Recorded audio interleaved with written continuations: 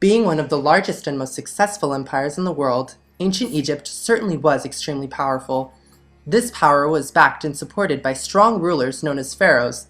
Unmatched by other civilizations of the time, the Egyptian empire boasted many revolutionary aspects of sociality, many of which were ahead of their time.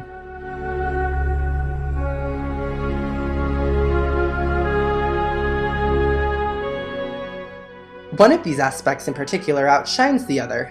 In ancient Egypt, women were considerably equal to men. Ancient Egyptian women enjoyed several different rights and responsibilities, including legal and political rights, economic rights, and marriage rights.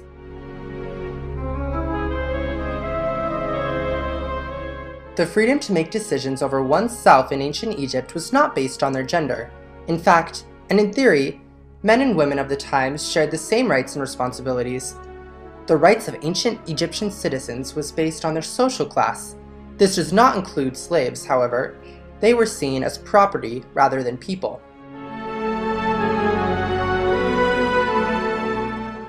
Throughout Egyptian history, pharaohs and rulers have carried Egypt and made it one of the greatest nations in the world.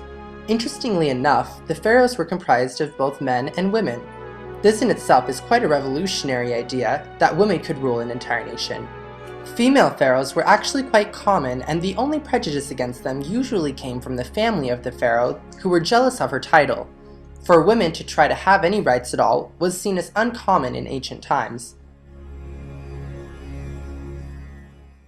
In ancient Greece, the social ideal for women was for them to stay home and take care of their families. Not a lot of opportunities arose for them to be active in society.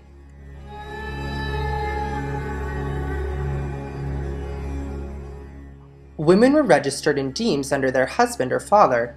Women were not given the right to hold political rights within the town. They couldn't own or inherit property, and family law was always handled by her husband or father. According to this information, it seems that women were seen as incapable of handling anything themselves.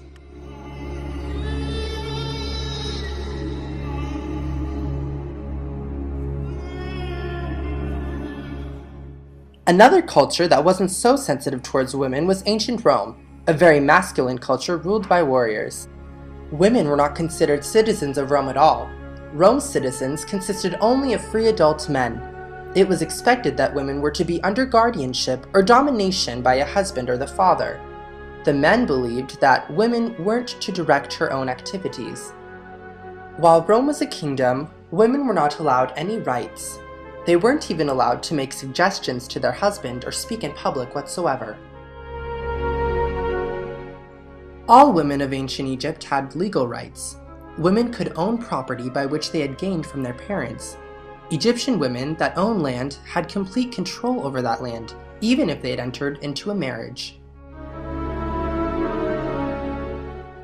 In the event of a divorce, the woman was still responsible for the land and property that she had brought into the marriage.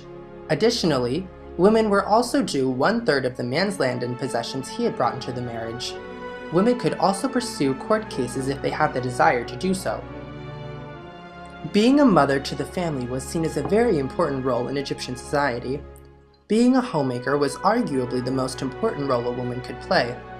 Women were seen fit to support their husbands and family. The women of Egypt often married young, but the option to say no was open for both the man and the woman. If two Egyptians wished to marry, there was no wedding. In fact, there is no word meaning marriage in Egyptian. So furthermore, being married in Egypt is not the same as being married in today's culture. When the Egyptian empire was lost, the rights and responsibilities that women could have was now over. The common worldview on women then conformed Egypt to what the other empires of the time believed. Women became seen as property and were suppressed into a category that they did not choose.